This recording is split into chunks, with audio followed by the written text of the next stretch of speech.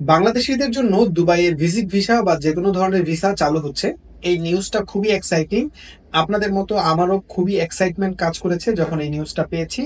পাশাপাশি এটা পাওয়ার পরে যখন এই ধরনের মেসেজ পাচ্ছি তখন আসলে বিষয়টা খুবই চিন্তা।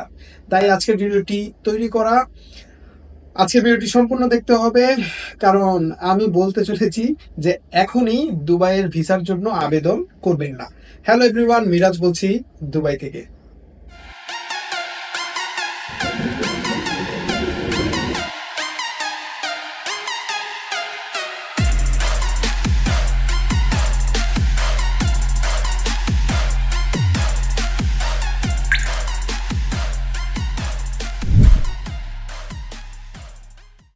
বাংলাদেশিদের জন্য দুবাইয়ের ভিজিট ভিসা চালু হয়েছে বা চালু হবে, এরকম একটা অথেন্টিক নিউজ বেশ কিছুদিন আগে আসছে।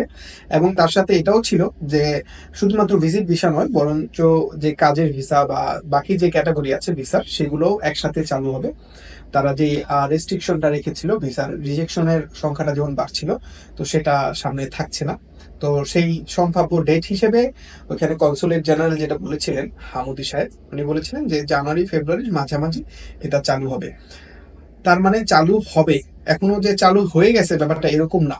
কিন্তু রিসেন্টলি আমি বেশ কিছু শকিং মেসেজ পাচ্ছি যে অনেকেই বলছেন ভাই অমুক বলেছে, অমুক এজেন্সি বা অমুক লোক বলেছে যে ভাই ভিসা চালু হয়ে গেছে বা ভিসা চালু হবে, আপনারা পেপারস দিন, টাকা পয়সা দিন, আমরা প্রসেসিং শুরু করি।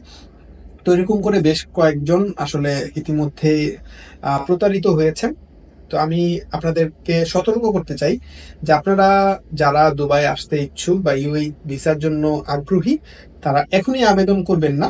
দুই একটা ভিসা হোক, একটু প্রপারলি চালু হোক ব্যাপারটা, এরপর আপনারা আবেদন করুন।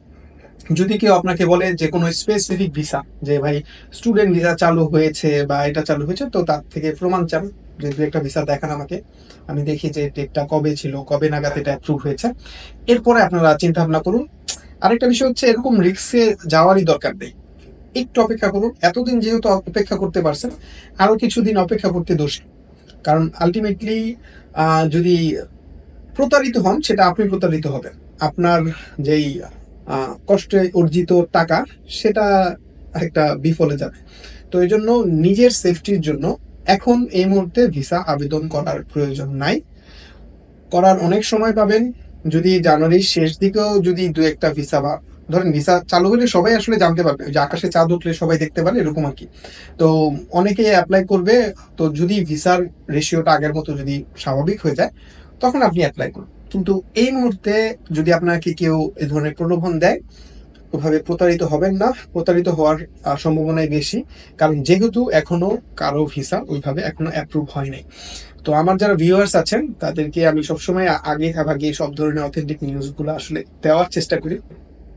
তো একই সাথে আপনারা যেন কোনো ভাবে প্রতারিত না হন, সেটারও একটা দায় আমার উপর বর্তায়। কারণ আমি যেহেতু নিউজটা আপনাদেরকে দিয়েছি যে হ্যাঁ ভিসা চালু হচ্ছে, অনেকেই দিয়েছে, কিন্তু আমার ভিউয়ার্সদের হয়তো আমি দিয়েছি, আপনারা হয়তো আমাকে বিশ্বাস করে ভাবতে পারেন যে ভাই যেহেতু বলছে তাইলে হয়তো বা ভিসা চালু হতে পারে, ও এই এজেন্সি তো বলতেছে, ঠিক আছে অ্যাপ্লাইটা করে ফেলি।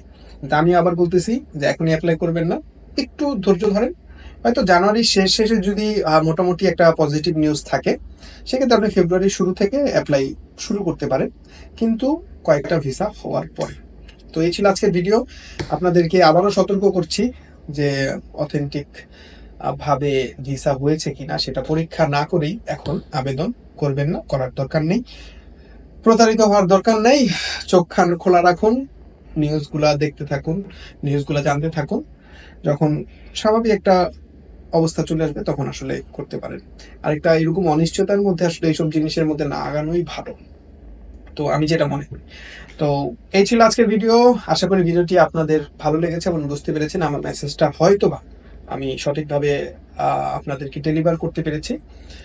আর ভিসা সংক্রান্ত আরো কিছু আপডেট যদি থাকে, অবশ্যই আমি সাথে সাথে চ্যানেলে দেওয়ার চেষ্টা করবো। তাই চ্যানেলে যুক্ত থাকবেন, সাবস্ক্রাইব করে পাশে থাকবেন, ভিডিওটিতে লাইক দেবেন, আর মন্তব্য করে জানাতে পারেন আপনি কি ভাবছেন, অথবা আপনি কি আসলে ভিসা অ্যাপ্লাই করে প্রতারিত হয়েছেন কিনা, অথবা আপনার কে কেউ ওভাবে প্রমাণ দিতে পারছে কিনা যে ভিসা হচ্ছে কি হচ্ছে না।